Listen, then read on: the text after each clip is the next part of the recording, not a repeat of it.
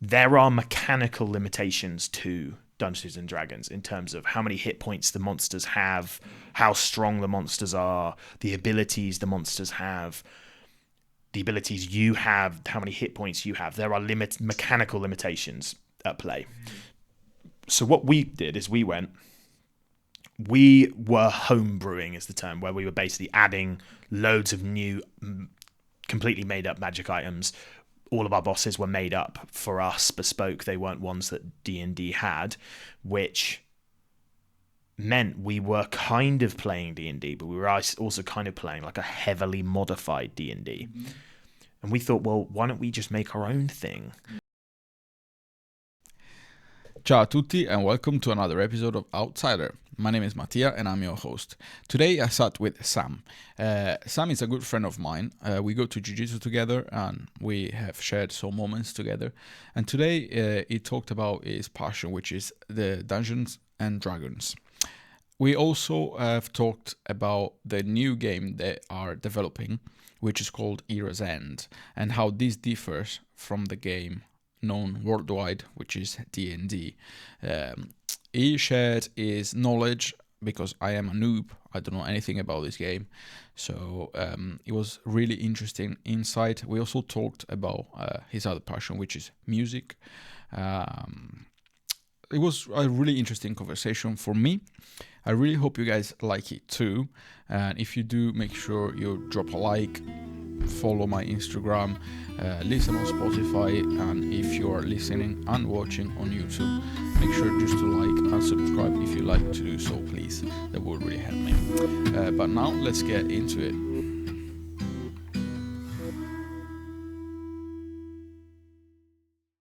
So we're doing loads of alpha testing is basically what we're doing. We're testing the game out and sort of, getting it. Is that what I did with Era's End? Exactly. Right. So we did like a kind of small scale alpha test, which was a lot of fun when we did that. Actually, it was good. It was good fun. I don't remember where we left it, but I remember you said you saved. I've got notes. I've got notes for sure. Yeah. I remember you writing something down and carrying in there, and that's interesting. Is that how D&D works as well? When you do a campaign with friends, and at a certain point you're just like, all right, that's it for tonight, and then you just carry on another time? Is that how it works? Yeah. So if you're the DM, the dungeon master, the person running the game, you'll probably have a sort of idea about kind of what you wanted to fit in the episode, is what we call them, episodes or sessions, whatever you want to call it. So you might go, oh, this is a really cool crunch moment. We're going to end the episode here. Sometimes you go, you know what, I'm actually going to end this episode a bit early because I want to leave it on a cliffhanger. Ooh. So there's a kind of storytelling aspect to it as well, where you can be a bit showman-y like that, which is good fun.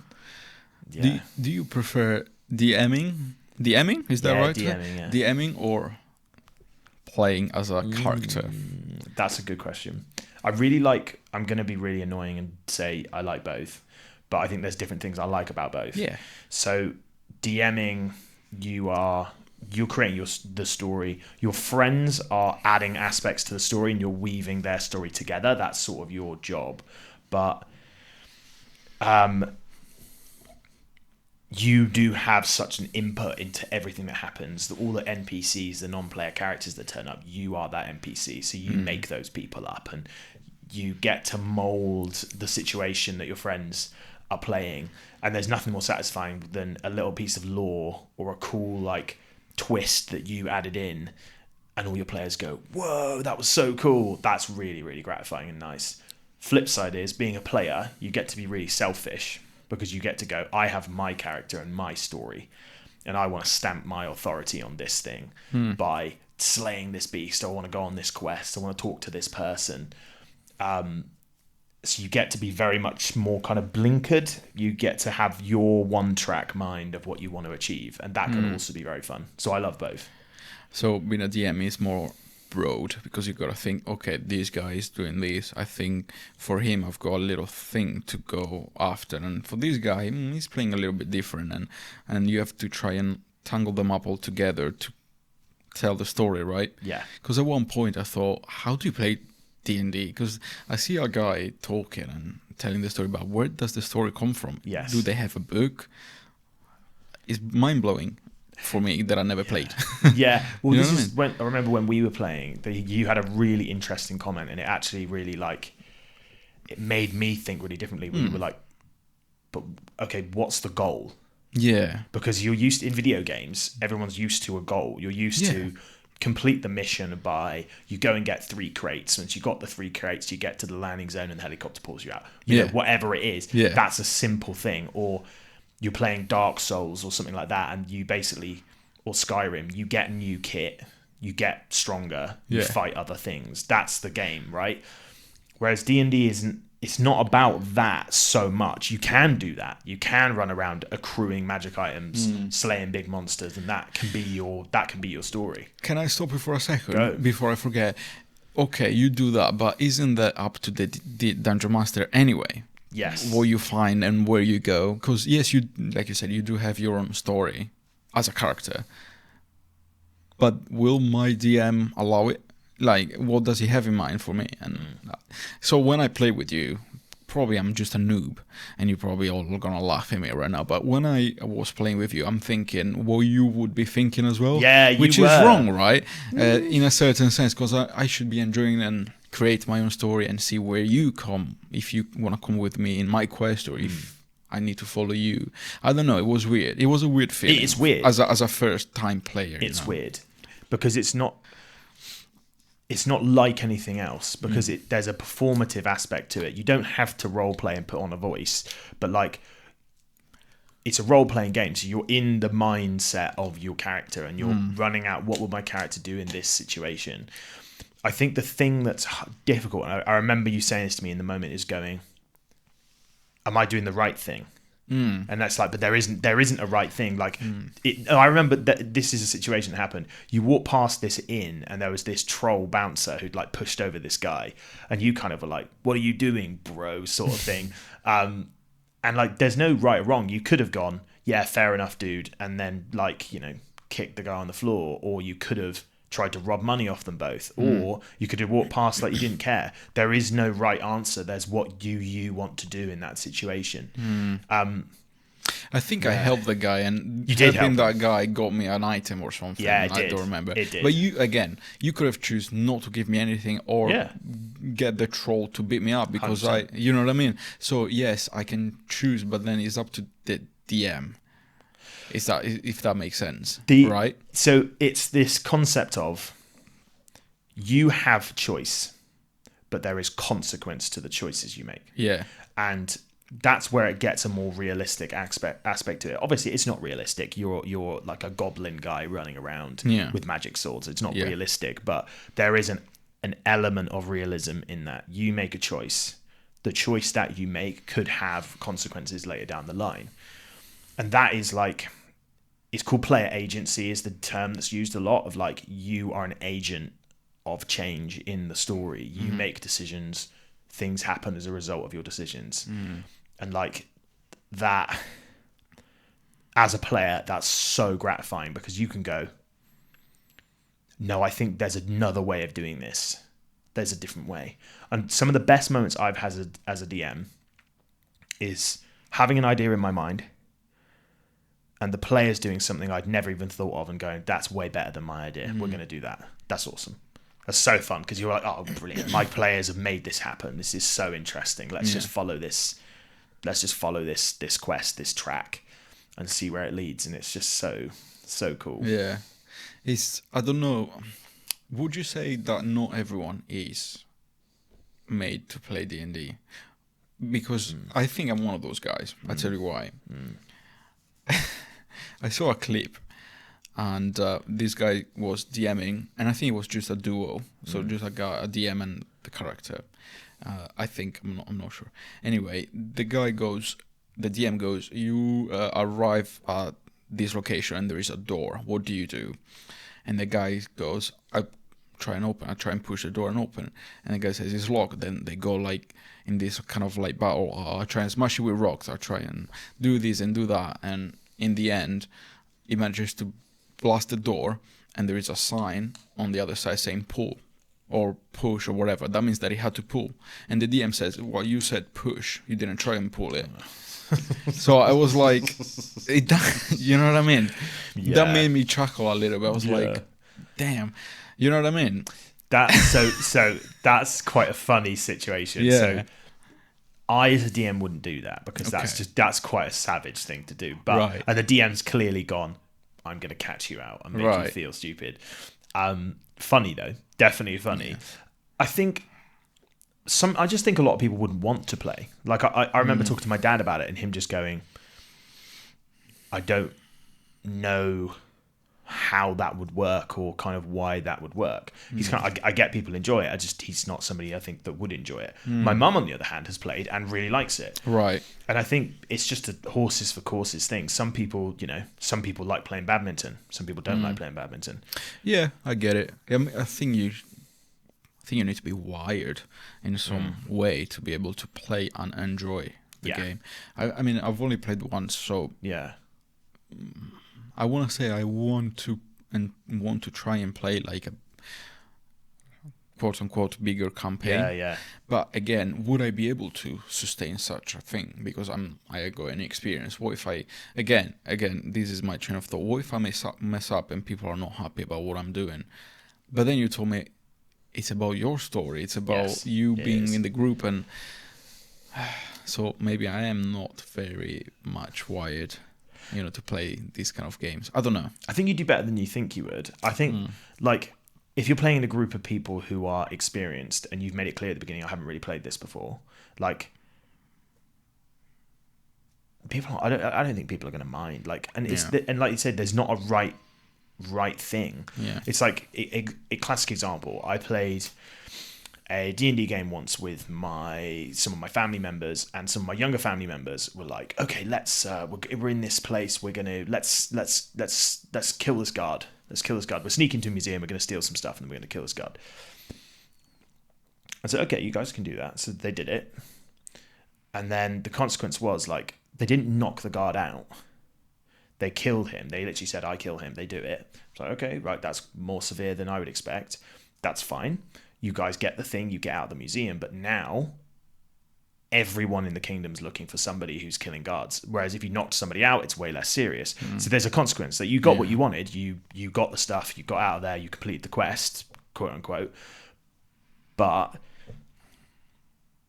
you've escalated the situation by making a certain decision. Yeah. If you're a new person, you might throw the guard down the stairs or something, which would be maybe unnecessary or something like that, but doesn't mean it was a wrong choice. It just leads the story in a different direction. It makes sense. Yeah. One thing that I liked a lot is the dice game. As in, when I say, I want to see if I can hear what they're talking about, and what would you say? Roll for a. You probably want to say hearing, thing, but what would you say? Like roll for. So in the way D&D does it is it's a skill test or something like perception, maybe, or athletics, something like that. Yeah. The game you were playing, which I'm sure we'll get onto, was a game that me and my business partner have made called Era's End. Yeah. And our dice system is slightly different, but the skills work similarly. And you went, I want to see if I can see something or hear it. Something like that. Okay, that's a perception style thing. So try the perception. It's about trying to just fit things you'd want to do to a way of mechanically seeing if it happens, basically. The dice add randomness, because otherwise it becomes. I'm sure you probably played imaginary games as a kid. You can sit with somebody else in an imaginary game and go, I'm the king and I have the biggest army the world's ever seen, and there's a dragon and I slay the dragon. And then the other person goes, I'm the greatest wizard of all time. I cast a spell which destroys your entire army. And the king goes, no, but I can just recruit as many people as I want, so I recruit as many people as I want.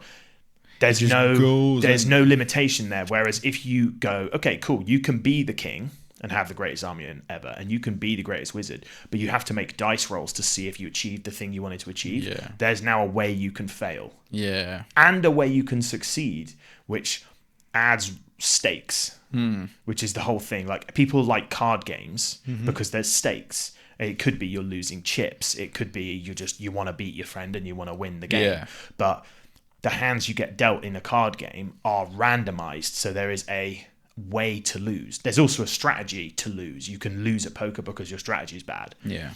Or blackjack because your strategy bad. It's the same thing. It makes sense. And as a DM, how does that make you feel? As in, because you've got kind of a story in mind. You see where the thing is going, but then there's dice. If this guy's saying this and then it rolls for a perception, whatever, and is was it below 12? Was it? Or it depends. It could be. Yeah, it could be. You gotta now think about what to do next, because there's like, right? Absolutely. It's very dynamic. It's a very dynamic game. Very. Yeah. And I think part of the best thing about DMing is how reactive you have to be to those things, because things happen that you just were not expecting.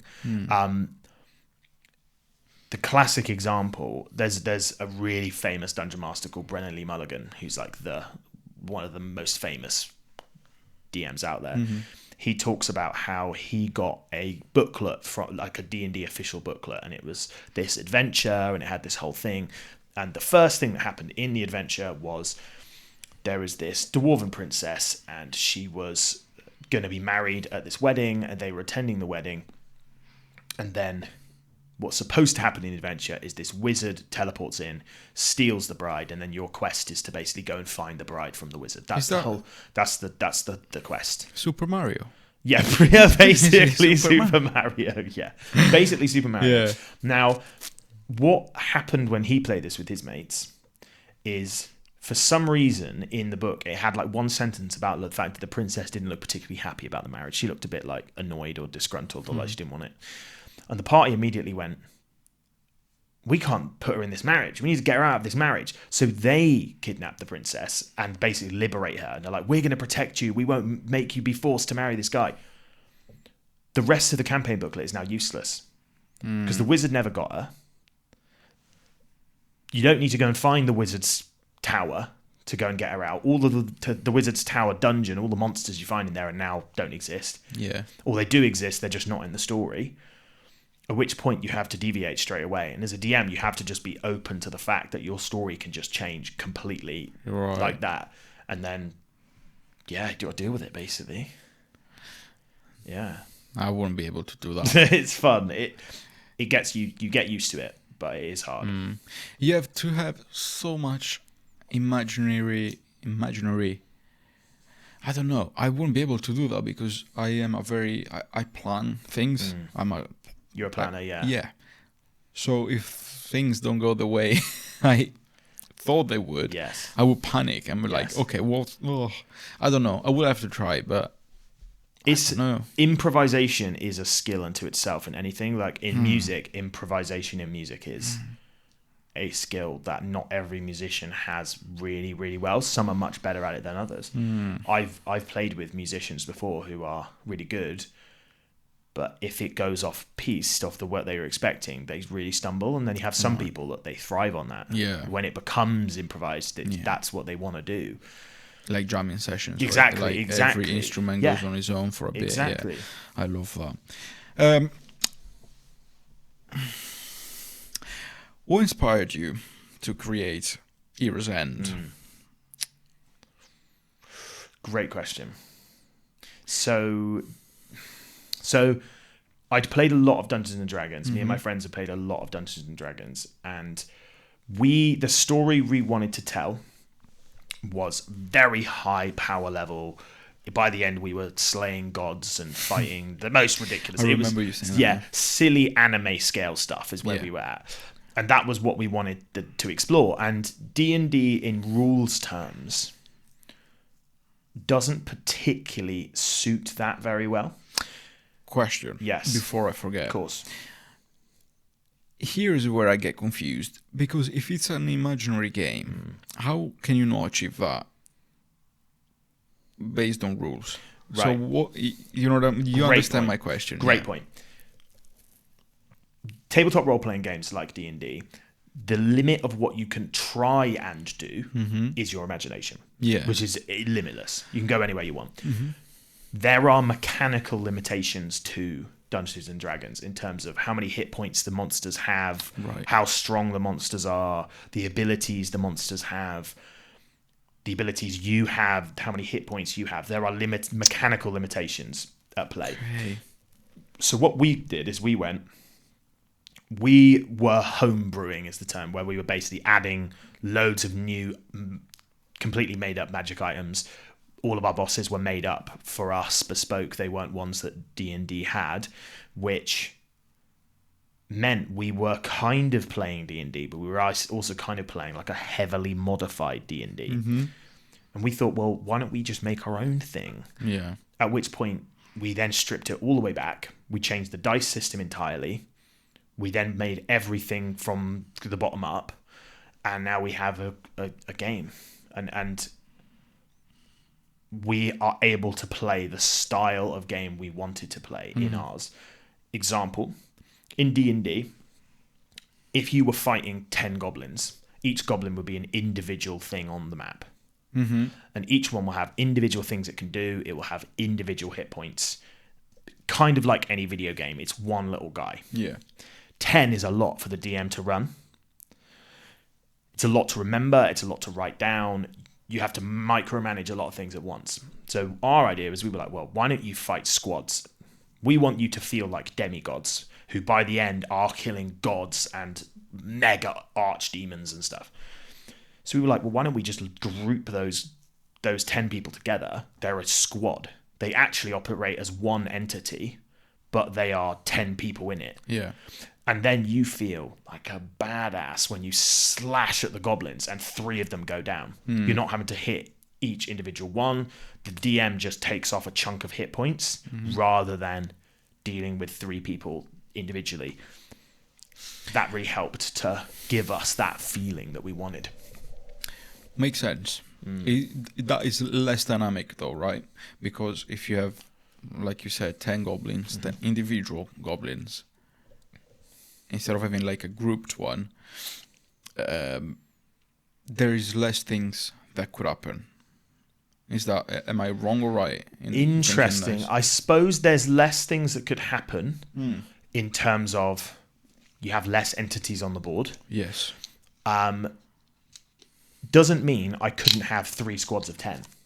I could do that. I could have 30 people on the board, but really they're operating like 3. Yeah. Yes, there's less things that could happen, but actually 10 individual things is a lot. As a DM, that is like a scary amount to deal with. I completely understand that. So the groups give you, the squads we call them, give you a way of having high numbers of enemies, which makes you feel really tough and like a demigod, which is what we want you to feel like, whilst not overloading the DM. Yeah. And it streamlined things quite a lot. Makes sense. It is a great idea, to be fair. Thank you.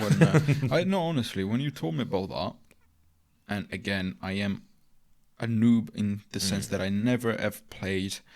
The only time I've played is with you when we did the kind of an alpha test or whatever you call it. And when you were explaining to me all these things that you just repeated right now about being like a god, a demigod, sorry. And I was like, kind of in awe. I just,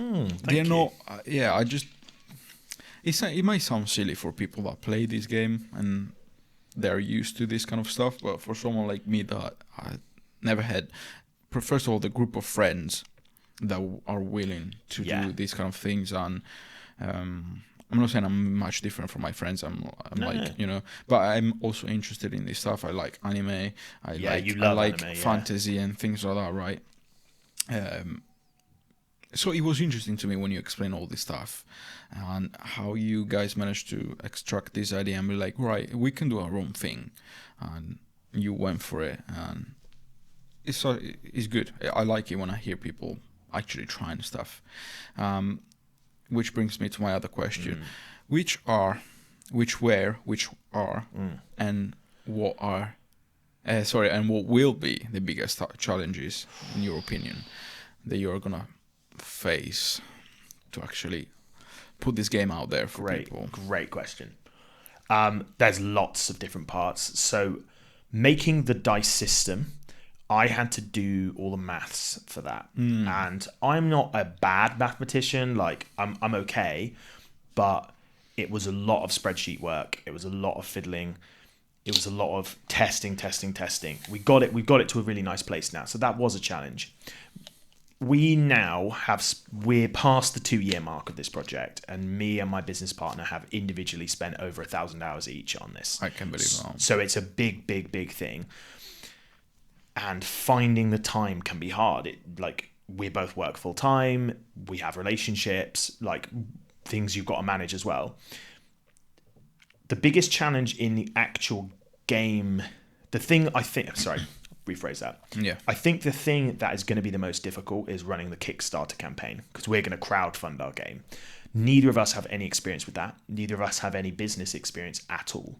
Making a game, we didn't have experience before, but we're now 2 years down that path. I feel mildly competent at that now.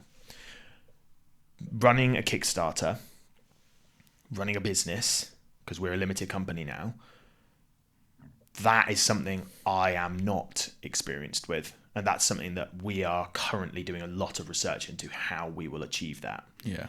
Because there's so many parts to it. Like, you want to make a game that has a physical book because you want a physical book. But if you're making a physical book, you have to have a distributor. If it's UK only, that's easy. But if it's US, you're going to need a US distributor. Otherwise, you're going to be shipping from the UK to the US every time. Yeah. You need storage. If you're going to buy, are you batch buying your books? Are you buying like 1,000 units of your books and then you have to store them somewhere? Because I don't want to just store them in my garage. Because if it floods, that's bad for me. Yeah. There's so many moving parts to that, and weird stuff like, and this isn't a political statement in any way, but obviously all of the tariffs that have been happening on the US side of things have changed the market of these games quite a bit in terms of what it will cost to distribute and export to different places. So I'm really glad we weren't at a place where we were actually distributing them when all this was happening, because I imagine it was quite nerve-wracking for people. Yeah. So there's lots and lots of different challenges all at once, I think. Yeah. Have you guys got any competitors at your level? There's loads of people. So really? Yeah, we're in a really interesting place in the world of D&D right now, which is the company that owns Wizards of the Coast. Wizards of the Coast are the company that owns D&D. Okay. They also they're owned by Hasbro, who are a big, like, the action figures and trading card games. Yeah. They view D&D, and it's been said by one of the executives that D&D is a severely under-monetized business. Because with D&D, you could hypothetically buy one £35 book and never buy another book again. And as long as you got your dice and you make up your own rules and stuff when you want to, or you can just play by the book, you could never ever buy anything again. Whereas with video games, they bring out DLCs. Yeah. You want to buy the next DLC because you want to stay up to date. Oh, they brought out the PS5? Well, I want a PS5. Okay, so you buy the new kit. But now we're going to bring out PS5 only games that are really, really good. Yeah. There's a constant stream of people wanting to buy stuff. Yeah. Whereas with TTRPG games like D&D, that's not the same. Now, in that sphere of the TTRPG tabletop role-playing game universe, the way Wizards of the Coast have behaved has been quite not so good in certain areas. There's been a lot of bad publicity, which has led lots of people like us to make their own games. So there's loads of people out there making their own games, which on one side is competition, which is actually healthy. It's good to have competition. The second thing is it's also people we can communicate with, which we do on our socials a lot. We've actually got a little community of different people who are making their own games. One of our friends, Elliot, has just put out a Kickstarter that's done really well. We supported that. We're kind of shouting him out, sharing stories and so on. We do all the shout outs at the end, all the Instagram at the end. Cool. So and people that know me, which are not many, but they know that I will put all the links in the description after. So you're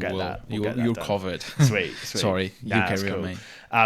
So there is a lot of competition, but there's also a lot of people people are very willing to share their information. It's not like a dog eat dog, we're going to do better than you thing. It's people are happy to sit on Discord chats and talk to you about how they made their game and the design decisions they made and what went wrong in their process. People are very open to that.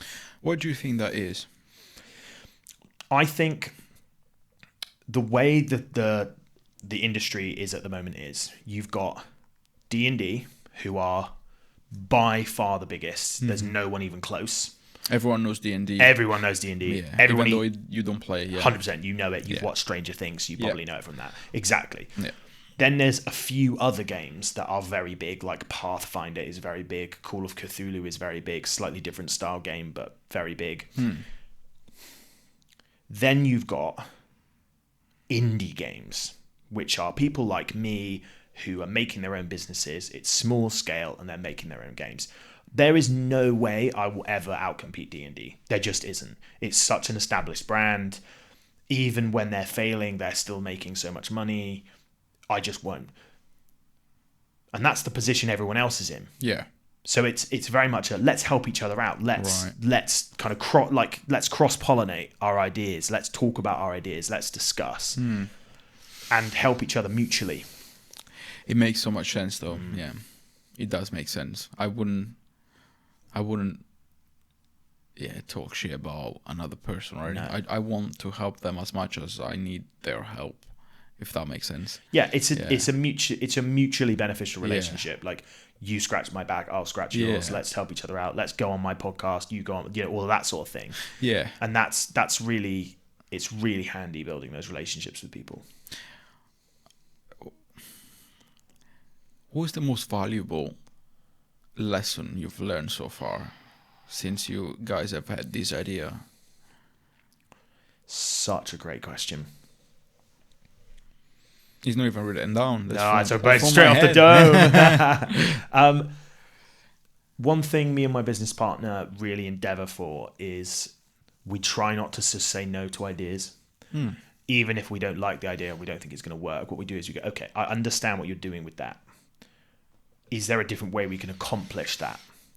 Or, okay, yes, I like that. Let's add this thing on. We try and operate under a sort of yes and policy, which is such a positive working relationship.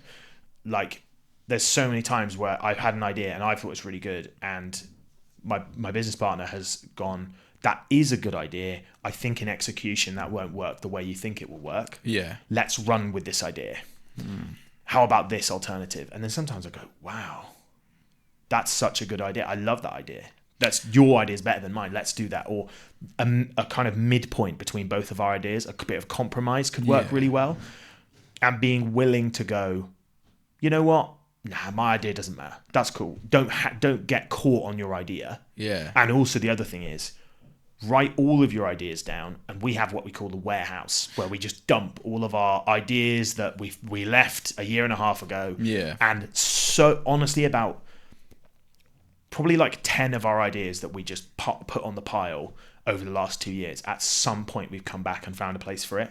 And usually it's better than the place I thought it was going to be. That is really good to store them all and be like, that is great. I love that. It's really good. You know what I just thought when you were explaining that thing to me? Jiu-Jitsu. Yes. When you roll with someone or spar, whatever, and you think, and you're like, oh, hang on, let me try this. It doesn't work. Why doesn't it not work? Yes. And then you start to, that's great. And do you find Jiu-Jitsu in what you do in your daily life, everyday life? Sorry, I'll repeat the question. Do you see Jiu-Jitsu in what you do every day in this company that you're creating? Yeah. I think, earlier you were saying, I thought about it at the time and it's kind of come back to me now. You were saying you'd really struggle with the improvisation. Whereas when we roll, you're very improvisational. You're good at reacting to it because you're used to that style. Right. You would be a white belt, a fresh white belt at DMing, right?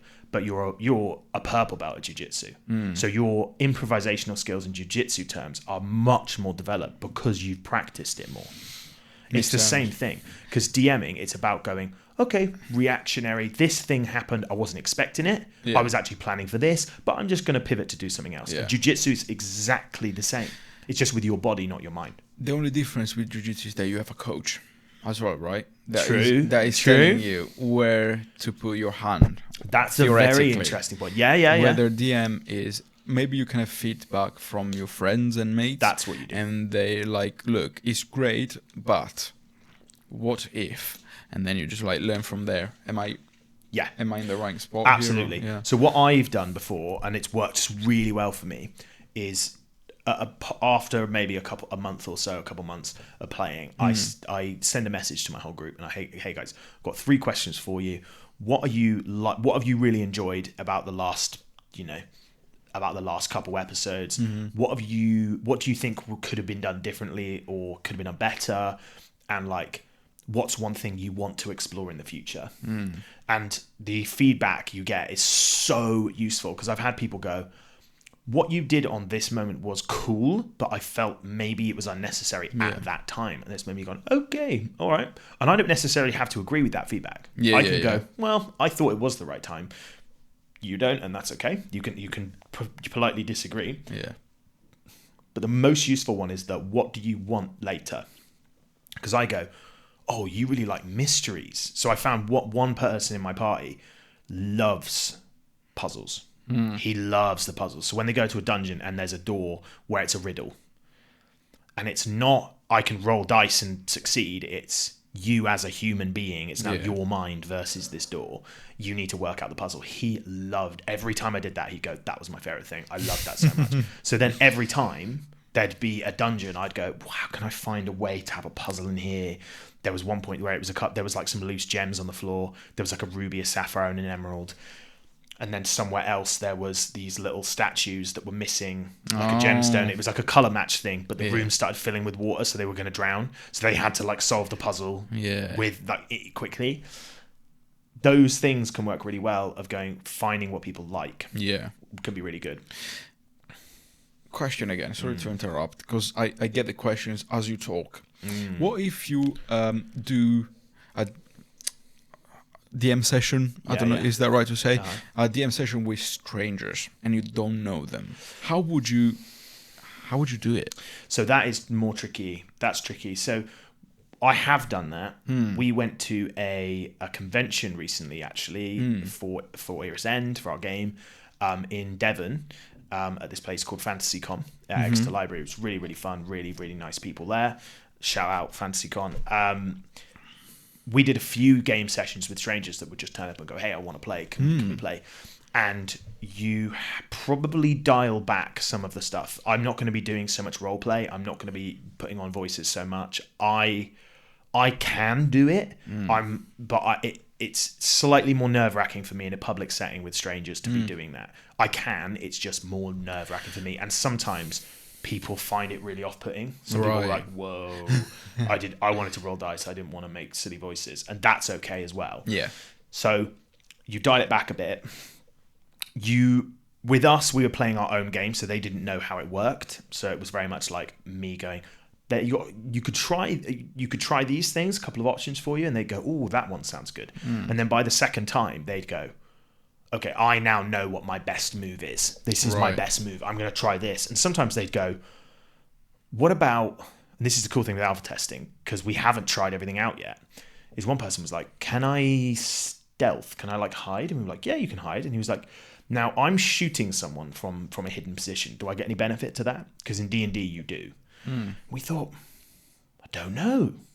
Okay, sure. Let's throw it in that there is for now, and then we'll review how we feel about that later. We've actually subsequently decided we don't want that to happen in the game, but that's really useful.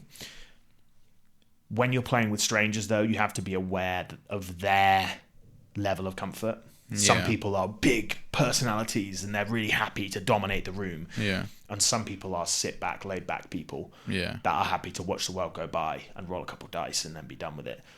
And trying to work out who those people are, trying to suss that out can be tricky, but you can usually get it in about 10 minutes. You kind of know where people sit on that spectrum. 100%. That's great. I love it. I don't know why, but he's just so... I'm such a curious person anyway. Yeah, you are. So a curious person. like I'm like, I don't know if you notice how I'm listening, and I'm like, oh, it's great. Yeah. But yeah, definitely need to try to play again. We Because will- like we now will. that you're talking about it, I just We really will. want to have like a nice. I also think in a group you'd have a different experience, because when we played, it was you going, Yeah. what can I do? And me telling you. Whereas you'd see someone make decisions and you go, oh, right, we can do that. Oh, right. You can also talk to the other players 100%. as You can well, talk to the right? other players. Yeah. You can go, guys, what's the best call? What's the best pitch here? Or you can try a voice. You can try role play, whatever. Yeah. Or you can try in the third person. Go, my character says Yeah. we need to open that door, and that's fine as well. Lots of people do that where they don't want to do voices. Yeah, That's no, cool. I think I might be one of them, or maybe Yeah. not. But that's cool. I don't know. But it literally is absolutely fine either way. It doesn't make you a lesser player because Yeah. you don't like doing voices. No. It makes total sense. One thing that struck me a lot one day, I saw a clip of. I think I saw a clip, or maybe I talked to someone. Anyway, the DM set the stakes, right. You do that at the beginning. You cannot tell what's gonna happen, and this guy chose to be a normal human being. It was actually a very looked after prince or king. Okay. That was it. You telling me this story, or maybe I saw the clip. I don't remember. Anyway, this character was a prince or a king that was looked after all his life, and then when he went to the real world, he found out that he wasn't as charming as he thought it was. Yeah. So he didn't have any skills or anything. It was all his stats were really low, and that was when it still didn't get how D&D really works. Really worked. Not that I know now, but. And I thought, that's great. Yeah, it's because cool. like you can choose to be the king, the knight, or whatever, the magic wizard or whatever. But what if you play as a normal human being with low stats? You can't fight. You don't have perception. You don't have this. You don't have that. That makes the story so Awesome much more, story. right? Awesome story. I thought about that as well, and I was like, mind blown. I was like, yeah. really? You can choose whatever you fucking like, 100%. basically. Yeah. 100%. Yeah. And like, that is such a cool story. And you just think there's going to be so many interesting parts to that tale. Yeah. And I'm so interested to see where that goes. Flip side, we played a game. I was DMing. We called it Cyberpunk, but it became sort of like a space opera. Everyone was pseudo superhero-y. And we had one guy who, he was a mechanic. He was like just a pretty normal mechanic guy. And then him and his friend went up to fix up. It was all spaceships and stuff. It was sci-fi. They flew out to fix up this satellite. And the satellite started bugging out. And then there was this massive solar flare that happened. And this wave of energy washed over them, killed his friend. He thought he was dead. And then he woke up in a spaceship. He is not the spaceship he was in. He's kind of like space gear was all ripped and torn. And some people were like, these random strangers came up to him and like, dude, like, are you okay? Are you okay? We found you floating in space with a ripped suit, which is like, you're going to suffocate and freeze and die. And he's not died. And he's kind of going, what? I'm just a normal mechanic. Basically what happened is this force of energy had like hit him. He'd got superpowers and stuff. And part of the story we were telling was him he had this thing where he was like, I won't kill anyone. I'll just like Batman, I'll beat people up, but I'll never kill anyone. And I thought, he's got these powers. Maybe that works when you're a human, but you don't know the limits of your strength. And they were fighting a bad guy, and he just dealt so much damage to this guy. I was like, you know what? Like, he's going to kill him. He might not want to kill him, but he's going to do it because he doesn't know the limits of his strength.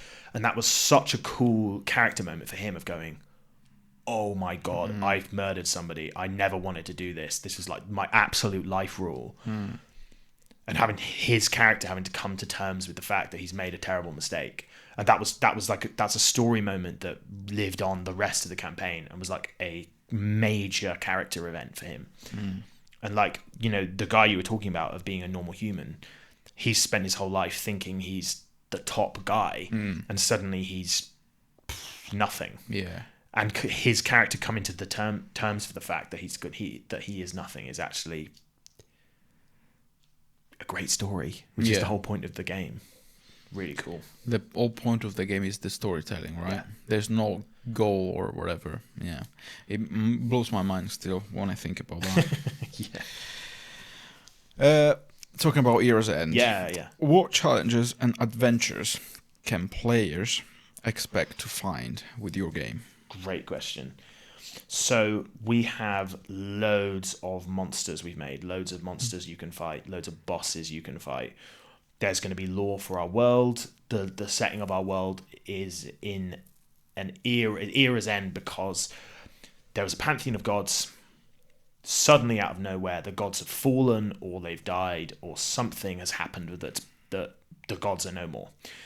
And the shards of the god's power has been shattered, what we call the mantles. So the god of death has all of this collected death magic power, which we call the mantle of death. Coming with being the god of death is like there's limitations and restrictions. Because you're a god, you have to abide by certain divine rules. But the shards of the death power have been spread out across our world called Castra, and basically you run around as a person collecting them up and trying to gain godhood in the end is sort of the main setting. You can not play that aspect of it. You could be very low scale and you could be fighting bandits in a town. Yeah. That's totally cool.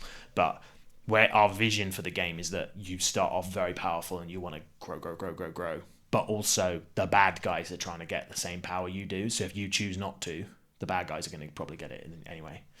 Okay. So there's a threat in that. We want you to be able to tell whatever story you want. It is a fantasy game, but that doesn't mean you couldn't reskin things as sci-fi. Yeah. So if you wanted your bow to actually be a gun, you can play with a gun. Sure. Right. Provided that's what your DM wants. Don't turn up to a gun with a fantasy game. But if the DM wants that, and the DM wants to tell that story, and you've agreed as a group to tell that story, then you'll be able to tell it in Era's End. That's good. Yeah. That's really good.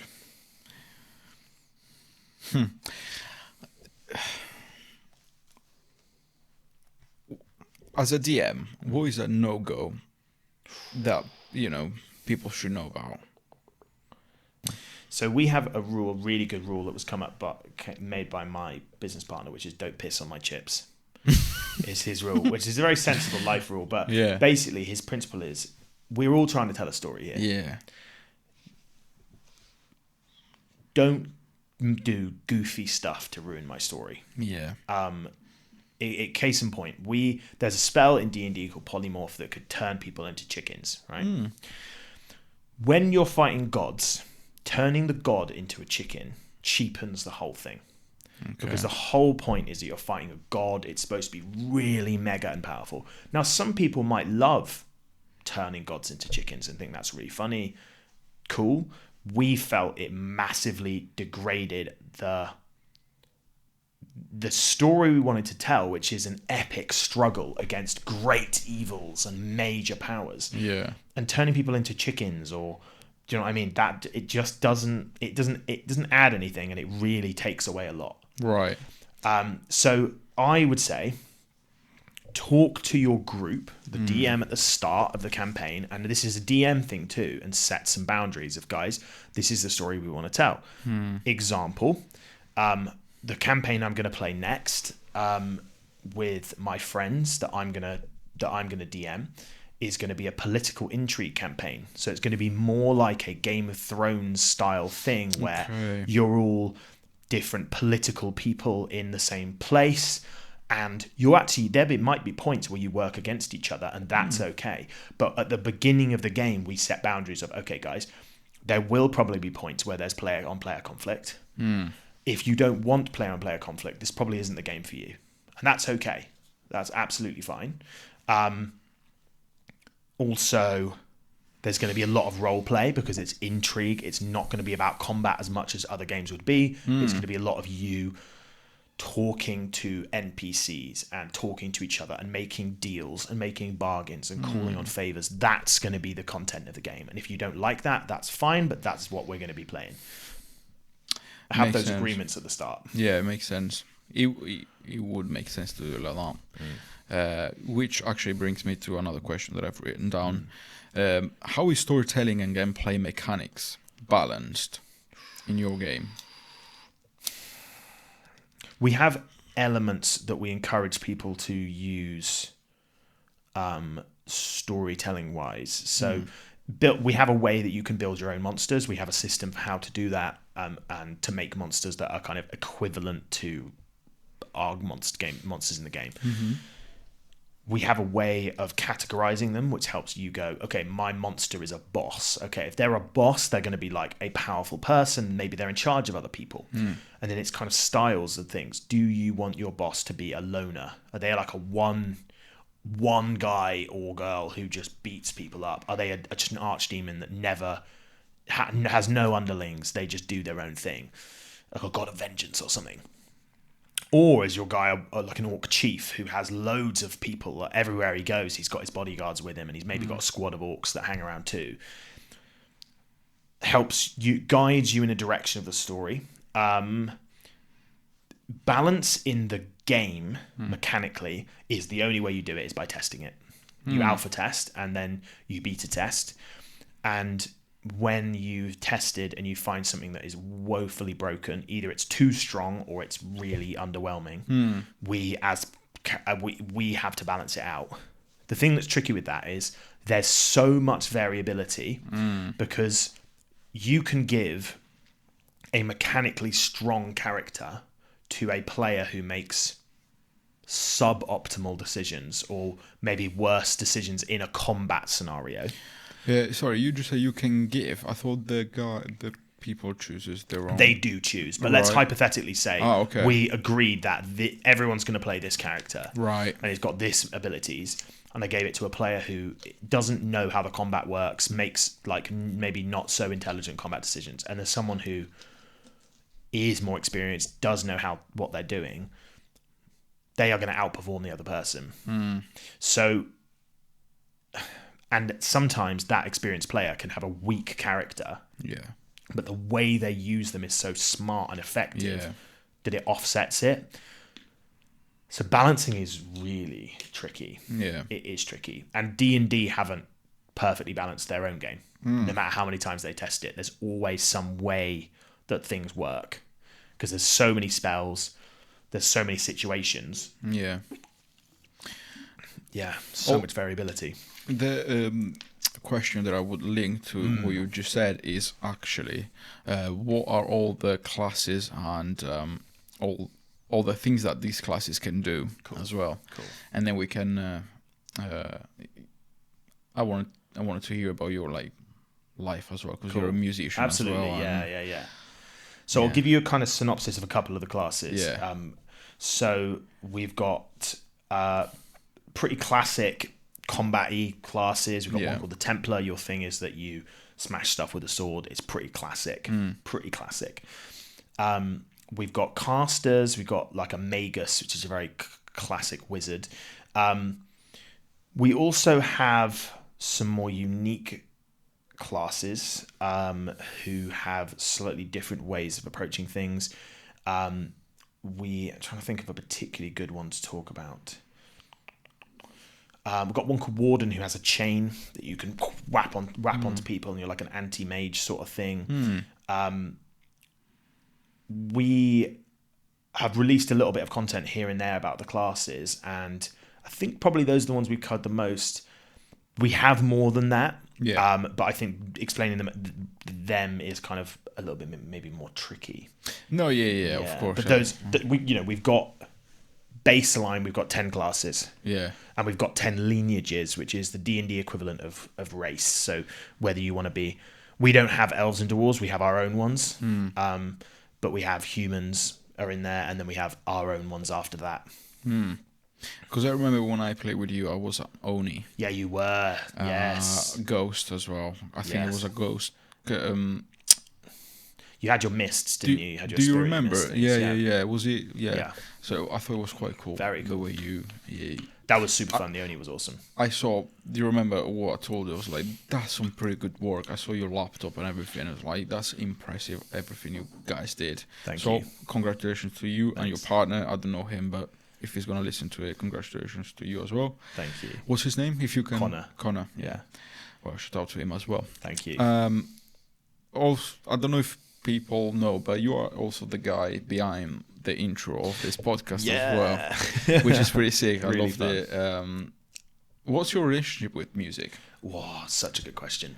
So my dad is a singer-songwriter. He's a folk musician. He's been he's had a whole career in music, and I grew up playing instruments, being in a house where there was a guitar against the wall all the time.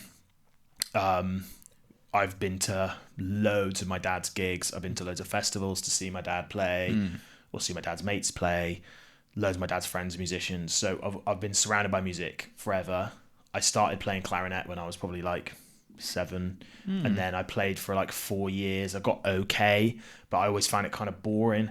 I wanted to be a saxophone player. I think everyone clarinet player secretly wants to play saxophone. Really? But learning saxophone straight away is harder than learning saxophone after playing clarinet. So I was told play clarinet first. I did. I got bored, and then I took probably 6 months before Dad was like, "You thought about trying a different instrument?" I was like, "No, I don't know." And he was like, "What about bass? You thought about bass guitar?" Love playing bass guitar. Learned how to play bass. Had an amazing bass teacher in Exeter, which is where I'm from. And then because my dad had a guitar around all the time rather than the bass guitar, to practice bass, I just ended up playing my dad's guitar, which then meant I was like, well, I might as well learn how to play guitar. So Dad sort of showed me bits and pieces, and then I'm pretty self-taught. I've had a couple of guitar lessons, maybe 2 or 3, but I'm mostly self-taught. And I love writing songs. I love writing lyrics. I love playing guitar. It's just it's the best thing. I love it so much. I love music as well. So good. As you can tell. Yeah. But yeah, you said you wanted to talk about this because you're starting to being involved in the world of music again. How so? So I released an EP when I was 18, which is a few years ago now, and I hate listening to it. I hate listening to it, which is a pretty classic thing of musicians, is you don't like listening to your own stuff. But basically, I was in that era. I released it probably in 2017, and it was in that era where every single person, every male musician, like singer-songwriter, wanted to sound like Ed Sheeran. Right. So everyone was trying to sound like Ed Sheeran, and I tried to sing like Ed Sheeran, and my voice is just not the same as his, because he's an amazing singer, and whatever you think about him, he's got an amazing voice, and he is a good songwriter, whatever people think. I tried so hard to be like him that I didn't explore my own voice, which is, I've now found my own voice much more. So I recorded, and I'm terrible for this, 3 years ago now, I recorded a new EP. It's done. I have a really nice photo I took on holiday that I'm going to use as the cover of the EP. All the tracks are recorded. It's ready. I just haven't actually released it for 3 years, and it's ridiculous. Man, it's you mad. never told me it's that. mad. Yeah, so I've got 4 tracks for it, and I'm really happy with them. But I just haven't got over the hurdle of actually releasing it. And to just listen to them. Stupid. Yeah. I've got a Google Drive. I'll link you the Google Drive and you can have a listen. So I've got that ready to go. And I've done what I always do, which is I've carried on writing songs. So I've probably written another 10 songs since then. Yeah. And some of the songs I've wrote more recently, I'm extremely happy with. Really, really happy with. And I'm already going, what's my third EP going to be like? I haven't even released number 2.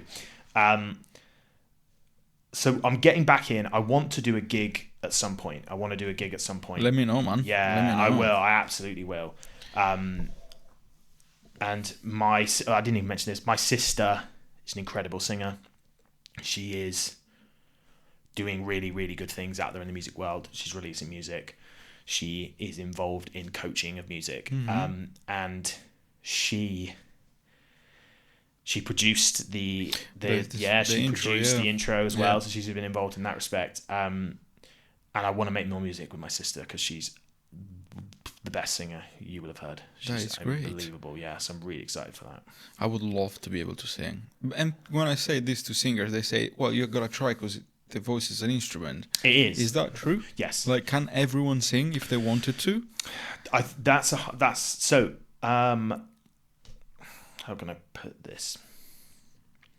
I'm going to throw a football analogy in here. Yes. Right?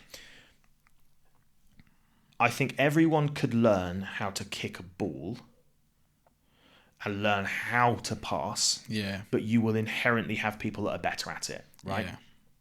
Lionel Messi is clearly the most talented footballer there's ever been, in my opinion, whether you were a Pele fan or whatever. But, or Ronaldo fan. Or Ronaldo, or Ronaldo fan. They go, yeah. Leo Messi, clearly, I will no matter how much I practiced, I'd never be as good as him. I understand. Does that mean I could be okay at it if I practiced? Yes. There are people that are naturally going to be better singers than other people. Yeah. But I think with practice, people could hold a note, I think. Yeah. Yeah. It makes me sad. But yeah, no, I don't know. It just, I find it when I sing, quote unquote, I just find it liberating a little bit. It's so liberating. And I don't know, it just makes me happy. Yeah. I don't know. And I've recently starting to get my voice out there more, even in karaoke when people are like singing, I'm like singing on my own, like, it. And it's just happy. Yeah. It's like dancing. I'm a terrible dancer, but I love dancing. I like if I'm at a wedding or something, I'm gonna actually be going for it. I'm gonna throw some shapes, but I'm absolutely terrible. Yeah. But this is what people always say, because when I'm there with people, it will go, wow, you're really going for it, aren't you? Because they're like sort of doing the sway where they don't want to commit to it, and I'm like, yeah, but like, what's the point? Like, it doesn't matter if I'm good or not. It's about me having fun. And like with singing, you enjoy it, you get a kick out of doing it, so do it. That's the only reason you do these things, is because you enjoy doing them. Exactly. I did it couple of weeks ago. I'm still alive. No one killed me. Yeah, exactly. They might have judged me, but they're probably thinking about something else right now. Yeah. You know. Question. Yeah, go on. Where do you envision yourself in 10 years' time? With going back to the year's end. Going back to year's end, where do you see the game in 10 years' time? And actually, where would you like it to be in 10 years' time? So to answer that question, I've got to throw in another game we've made. So, and we were mentioning this a little bit before. Yes. So, Year's End is a big game. The rulebook's gonna be somewhere in the region of 300 to 400 pages, which statistically, us as first-time designers trying to do a crowdfund for that, it's gonna flop, dramatically flop. So we made the decision to make a different game first, which we had an idea for anyway, and we thought would be really cool. And it was always something we wanted to do, but we thought, why don't we bring this forward? So we're making a faster-paced, shorter game, 50-page rulebook called Fireteam Tactical Skirmish. Now, it's very much inspired by Call of Duty and Modern Warfare. You are soldiers, elite soldiers, but you're humans. Dropped in, you run missions, and the aim is you complete a mission in something like an hour to an hour and a half. The DM's job is very simple. You can randomize your map, so you randomize your mission, and then you throw a map down. You move your little guys around. It's got a board gaming aspect to it. I wouldn't call it a board game, but you play on a map because that's just inherently how it works. And you have things called loadouts, which are sort of like classes, but they're very stripped down, very simple. And you have guns that you can have. Now, we are releasing that in 2026. So our aim for that is summer 2026. We're going to do our first Kickstarter for Fireteam. We're going to use Fireteam to put ourselves out there. Hopefully that will be successful, and hopefully that will spur us on to greater successes with Year's End. Where we want to go with Year's End is I want to see my game in a shop. I want to see a physical copy of a game that I made with my business partner in a shop, and I will be so happy if that happens. Doesn't matter if it's not financially successful, that's okay. But if I see a physical copy in a shop, that would just be incredible for me. I'd be so happy with that. I can picture that, and good luck to you. Thank and you. Connor. I really hope you guys make it. Thank you. Same question regarding the music. Oh, good question. So where do I want it to be in 10 years? Where do you see yourself in 10 years in the music industry? Or in the music life? Okay, bottom line, I want to have released that second EP. Because that would have been 13 years. I definitely want to have released a couple. I'll tell you what I want to have done. I want to have released a full album. Because my dad's done lots of full albums, as in like a 10, 8 to 10, maybe 12 song album. I've only ever done EPs of 4 songs. So that would be awesome. I want to do the thing I'm experimenting more with now is pedals, which you can use to sort of modify your sound. I play an electroacoustic guitar, so I can do acoustic music, which was very much what my first EP was. Yes. But I've started to transition more to using pedals to make it sound like more of an electric guitar sound, bit of a bluesier sound. I love that. Yeah, it's cool. It's fun. And you can change. You can add more variants into your sound with that. I want to have an album.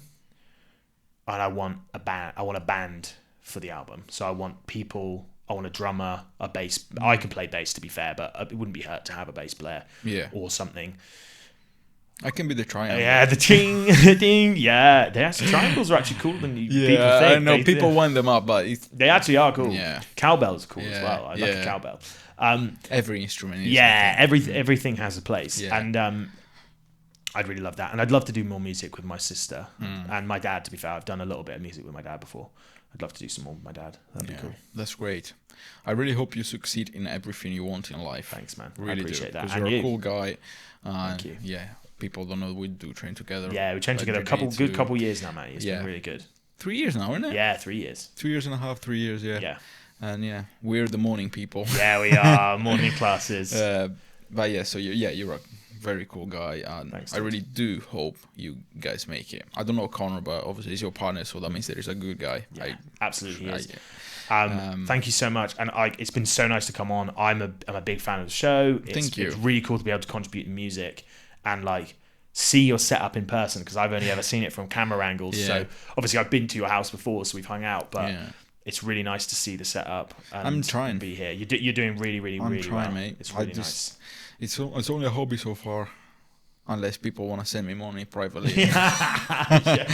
But jokes apart, I'm just trying. I'm genuinely a curious person, me. I always asking questions and silly, stupid questions sometimes. But they always told me there's no stupid questions. There are no stupid. That's the thing. You just want to know. You just want to know stuff. Yeah, exactly, and that's a good thing. Sometimes I want to know the silly stuff. Yeah. Sometimes I'm like, but why? I'm like that little kid that is just curious, and I don't know if I should hate that part of me or love it. Right now, I'm trying to love it. Right now, I'm trying to love it. Thus, always. One thing I really am glad I kept hold of. It's I've never lost that childish imagination. I've never lost that. And I know loads of people that have, that got to adulthood and they don't imagine games anymore. They don't imagine stories. They don't make up and imagine they're a wizard fighting a demon and stuff like that. Whereas I love doing that. I love doing that. And and I think the curiosity is such a good trait. You should be curious about the world, because no one has ever known everything about the world. No one can know everything about the world.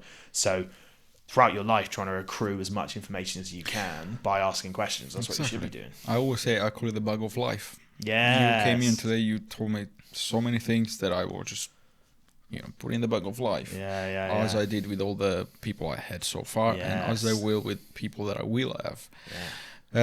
Thanks for the. Oh, sorry. I've got a question for you, actually, mate. I'm going to flip your question on you.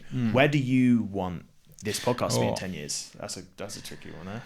Yeah, my absolute goal for these, I can quit after that. Okay, right. I want to interview. This podcast originally started with interviewing people that had to leave their home in search of a better life, or in search of something, or maybe they had to, like I did. I had to come here. Not that I wouldn't have to. Not that I wouldn't have wanted to one day, but who knows? Maybe if my mom didn't fell ill, maybe I wouldn't have been here so early at 22. The point is that is my story. Okay, you have a story. Everyone has a story. Everyone. That's incredible, right? And so again, this one started with the immigration side of things, of people I've been from outside. That's the name outsider. Yeah. But then I realized everyone has a story. So I've had British people and I'm hoping to have more. I want to interview Lex Friedman one day. Wow. Because I love him. Everyone does, right? He's Russian. He lives in the USA. I just want to be able to be his friend. I don't know. I know it sounds silly, but it's a goal. It's a goal. Yeah. I realize that right now it's too early for that, but one day it will come. It will come. And sometimes you need to just shoot your shot. Oh yeah, I know. And go, and when you're at a position where that's possible, just go. Yeah, let's try it. Again, right now it's just a hobby, but 100%. If it grows, if people start to like it, and if people find an interest in what I do, and maybe I grow as a podcaster, I don't know. I've never called myself that, but one day. Look at this setup, man. You're a podcaster.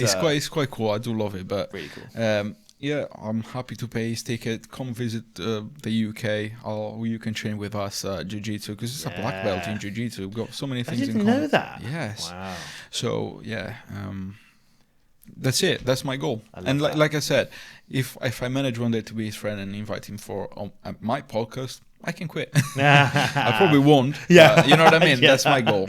Yeah. Nice. That's my goal. That's great. I don't know.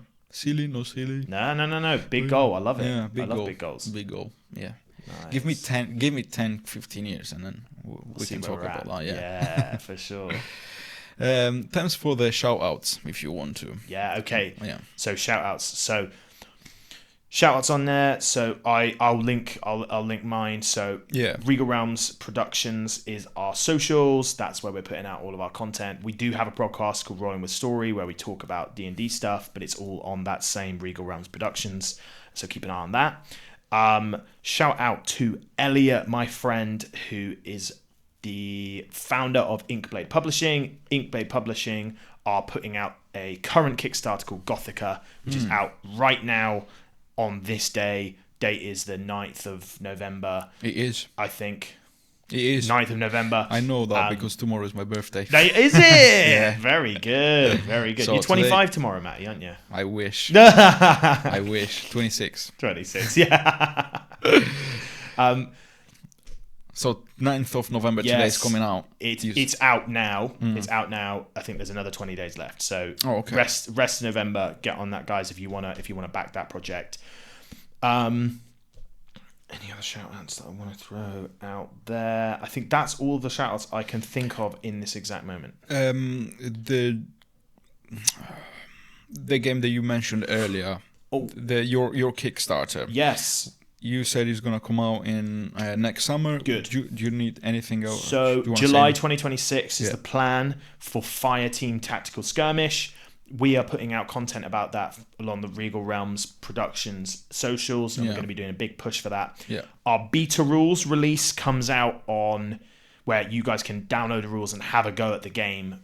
No money at all, free download, all that stuff. You just join our mailing list. Where can people download it? Okay, so we will have a mailing list link in our link tree, which you can get from our Instagram or our YouTube or our Facebook. All of them are going to be linked. Yeah. And you'll be able to download that very soon. That will be in early December. So if you're interested, get on that, join the mailing list. Yeah. Nice. Guys, that was Sam for you, and I really enjoyed this conversation. Thanks, dude. I really enjoyed this one as well. Thank you for being here, man. Thanks, man. I'll see you soon. Yeah. On the mats. Yes. See you later, everyone. Peace out.